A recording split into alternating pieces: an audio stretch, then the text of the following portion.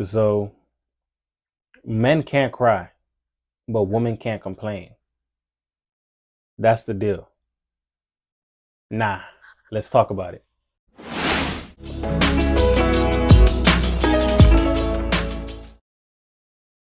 Welcome back to Not So Lowkey. Not your average mic check, not your average conversation. Today, we're talking about gender biases in relationships, the unspoken rules that nobody talks about or nobody even admits, but everybody follows. You know the vibes. Let's get into it. So, with gender biases in relationships, I feel like it's trending nonstop. People constantly are debating on gender wars, gender equality, or who should pay for their first date, or if a man should man up or act his age, or even if a woman should settle down by a certain age. All of those stem from gender biases, and that's just the surface of it. So, for me at least, I feel like unequal expectations and treatment of your partner based off of the traditional stereotypes of masculinity and femininity, it impacts everything when it comes to household responsibilities, emotional expressions, or even just your career path field. Like, you expect to get paid the same amount as a guy, but you're not doing as much work. Or you expect to get as much leeway as a girl, but you don't have the same situations that she has. So all of that is forms of gender biases, and relationships are just crazy.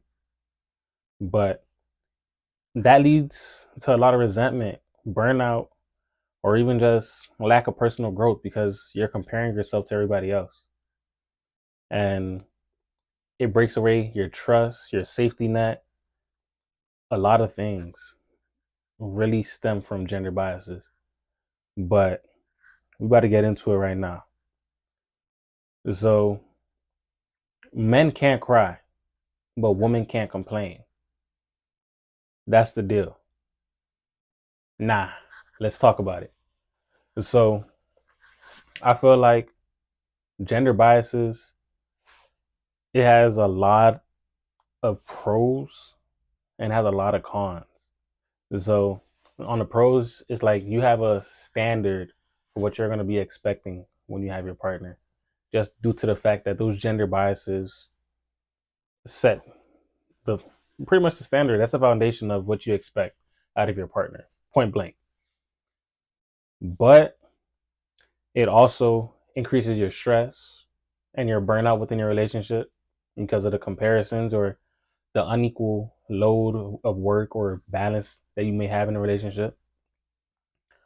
Um, it has an impact on your mental health. And as a guy, I could say that I suppress a lot of my emotions all the time just due to the fact that I was raised to, you got to tighten up. And this is coming from somebody that was very much intact with their emotions and intact with their personal self when they were younger. I had no issue letting anything out or letting tears fall down my face. I had no issue doing any of that when I was younger. Now, you may not catch me doing that. I ain't gonna lie to you. But let's see some of these questions. First date. He pays the bill or you split the bill? I feel like as a girl, they're gonna say he pays the bill because he invited you here. You didn't have to get out your house.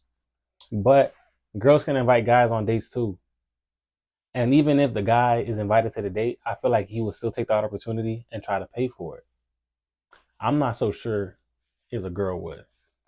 And I have nothing against women or I'm not a feminist, none of that. But I do feel like splitting the bill at the beginning of a relationship could really work.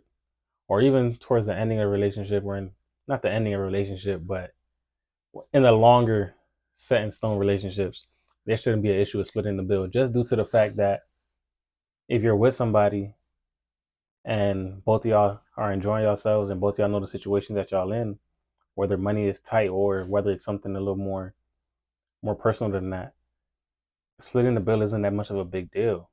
But people view it as, oh, he don't like you for real and he don't got it like that. That's a bunch of toxicity. And we don't need none of that. So if you split the bill with somebody, I don't think it's that much of a deal. But some people feel like that.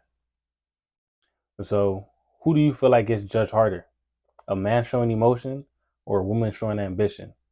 I definitely feel like a man showing emotion is going to get judged way harder than a woman showing ambition.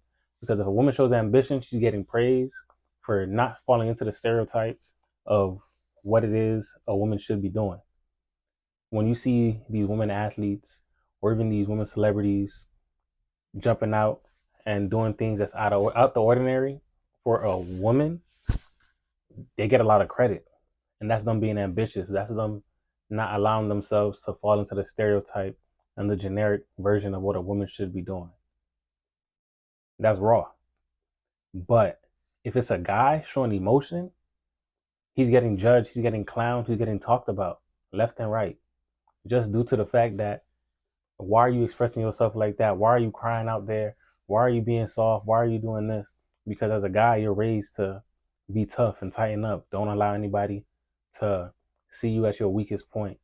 And I don't think it's fair, because even when you're at your strongest point, you're going to build up so much tension and you're going to burst. It's going to happen.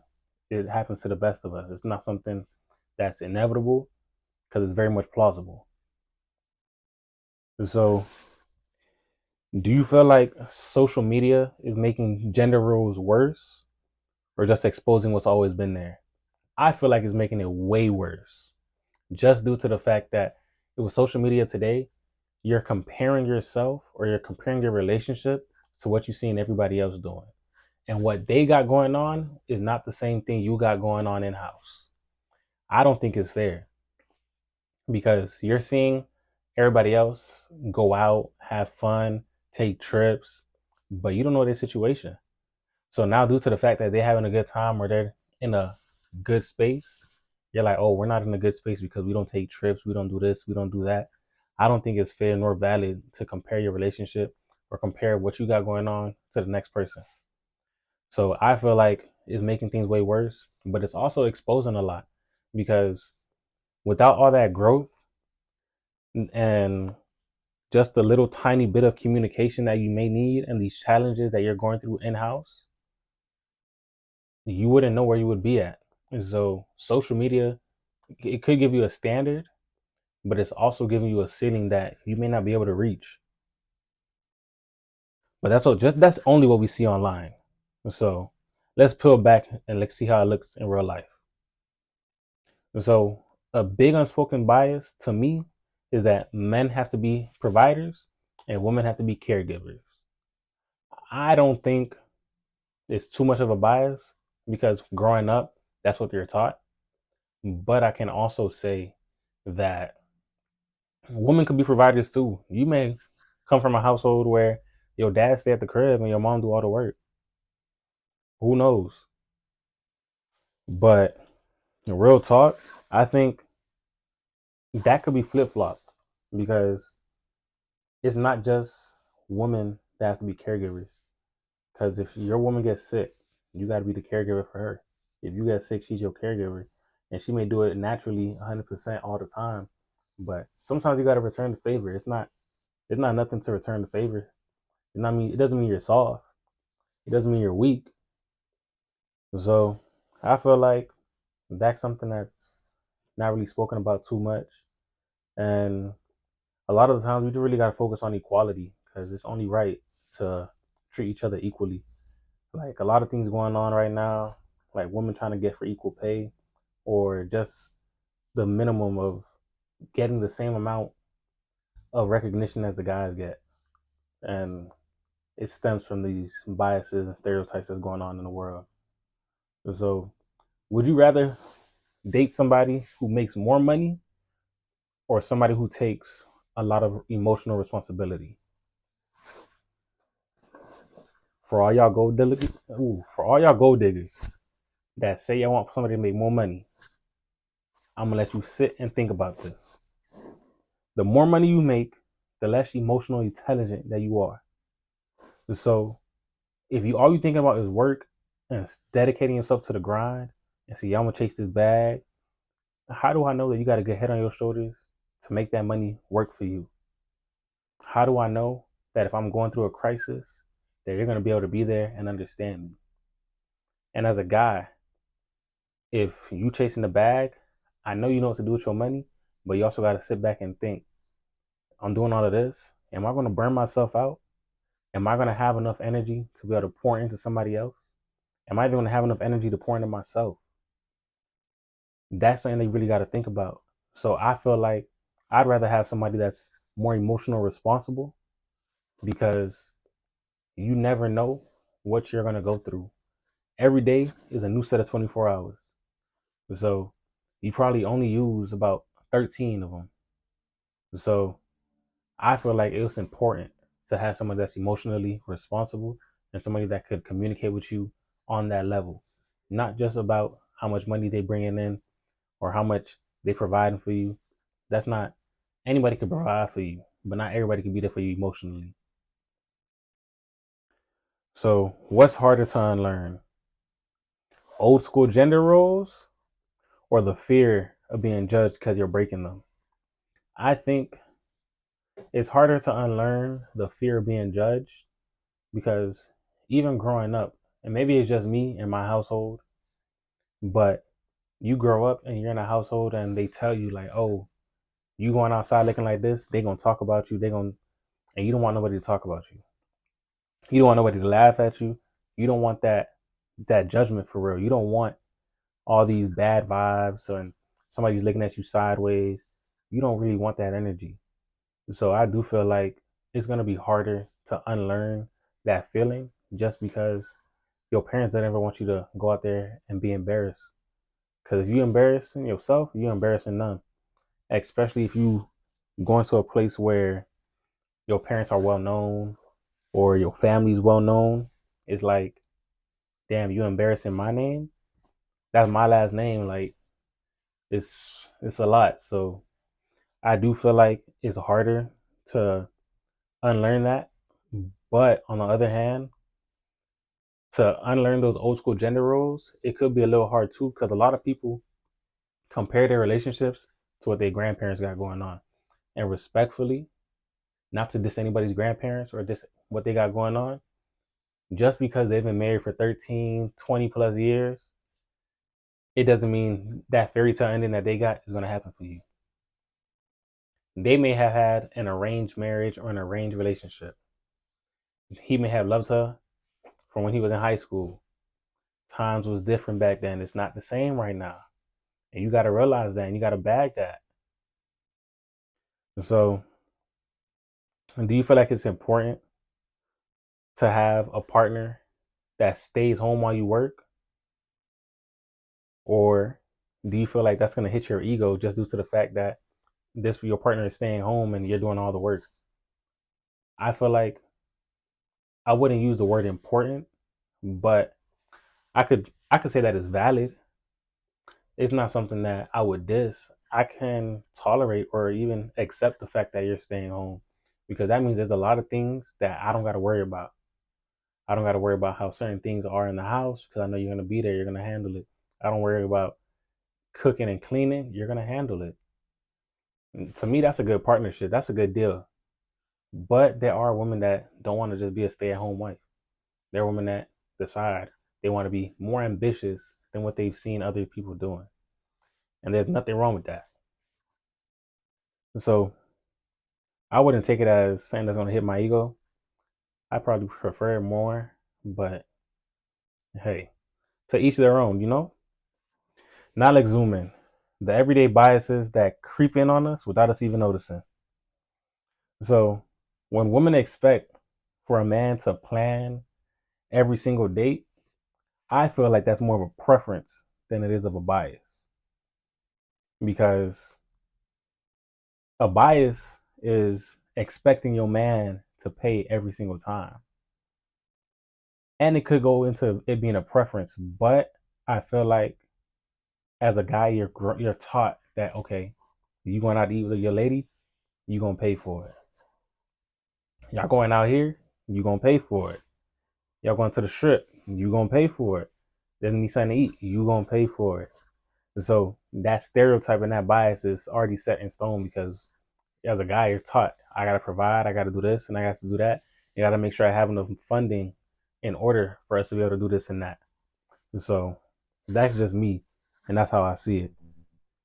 If you strip gender away, what does a fair partnership actually look like? I feel like a fair partnership looks 50-50. If there's no gender, it's 50-50 for sure. I think being the fact that there's genders, it causes a lot of misconstrued perceptions just due to the fact that when you say that, oh, this is a guy and this is a girl, you're expecting the guy to do X, Y, and Z just due to the fact that he's a guy. All right, the heavy lifting, the the handyman work, the working on the car, taking care of all those types of things. And as a woman, you're expecting them to cook, clean, make sure that you're mentally okay, make sure that like a lot of certain little tiny things, the little extra details get done. Like as a guy, we a little rougher on the edges, and a woman just smoothing it out for us. You feel me? So that's how I feel about it. When it comes to a fair partnership, that's what it should really look like. So, what do you feel like is harder, asking for help or admitting when you're wrong? I feel like asking for help is super hard, and it's not even due to the fact that I'm a guy, because there's some girls that don't like asking for help either. I feel like asking for help is taking a shot at yourself. You're not able to counter yourself or bet on yourself if you ask for help. And I don't think that's appropriate. I feel like you should only ask for help if it's dire need. And if it's not dire need, you don't have to ask for help. You need to figure it out. Because the only way you're going to make it out is by yourself, regardless of if you have a partner or if you have a good foundation or a good support system. The only way for you to really figure things out the right way is getting it through the mud and doing it by yourself. And so I feel like it's harder to ask for help, but it's also hard to admit when you're wrong because you like being right so much. And you don't want to hear the fact that you're wrong. You don't want to hear the fact that you didn't do something the right way. And that's okay also. But if you really want to be successful, you got to be able to admit that you're wrong and admit to a lot of your flaws and allow people to correct you. hmm What is a bigger turnoff? Someone who can't provide financially or someone who can't show up emotionally? That goes back into the other question that I had earlier. But I feel like as a guy, you're gonna feel like somebody that can't provide for you emotionally is is a more of a turnoff than the financial aspect, just due to the fact that you're gonna they're gonna expect yourself and you're gonna bet on yourself to have it financially. But emotionally, you're not gonna have it, and you're gonna expect your partner to be able to be there to pick you up or that shoulder that you can lean on and have those deep talks and express yourself. And as a woman, I feel like emotionally and financially goes hand in hand for y'all because you want somebody that's going to provide financially for sure, but you also want somebody that is going to be there for you emotionally. You want him to understand what you're going through. You want him to ask how you're doing. You want him to know how to talk to you and treat you like a woman and carry you with the softness and treat you like the princess.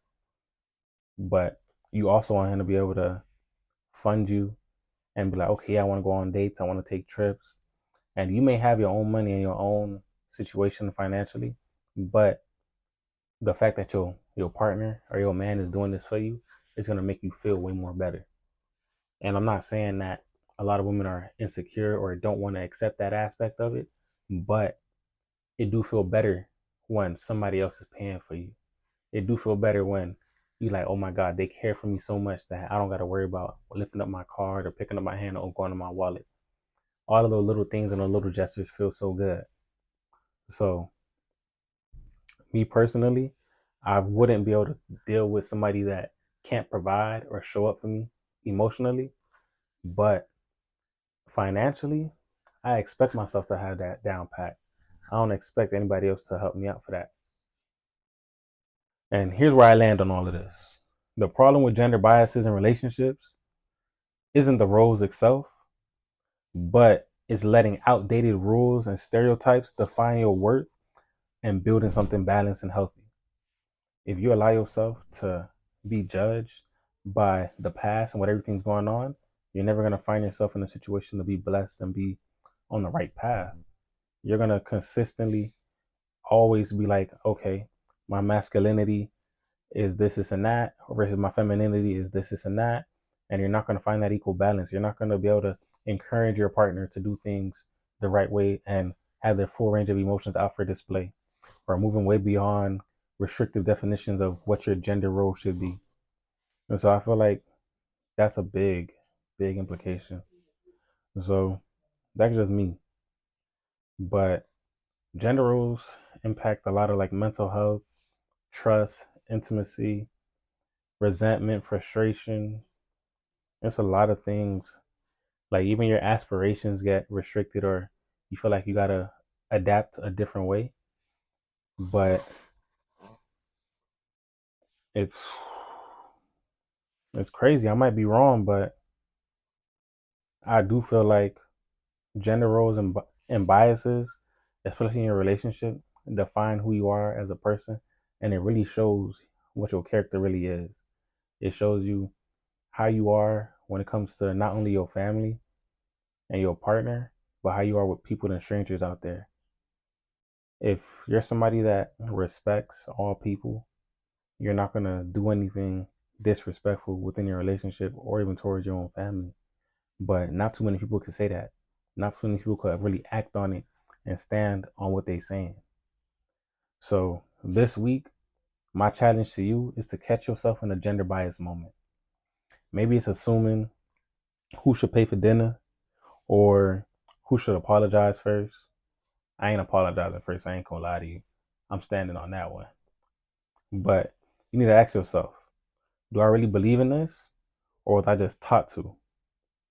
So if you feel like it was either or, let me know what you found. Let me know how you feel. Drop that down below. And that's your mic check. That's your challenge. And thank you for tuning in to Not So Lowkey, not your average mic check, not your average conversation. Until next time, let's keep it real and keep it not so low key.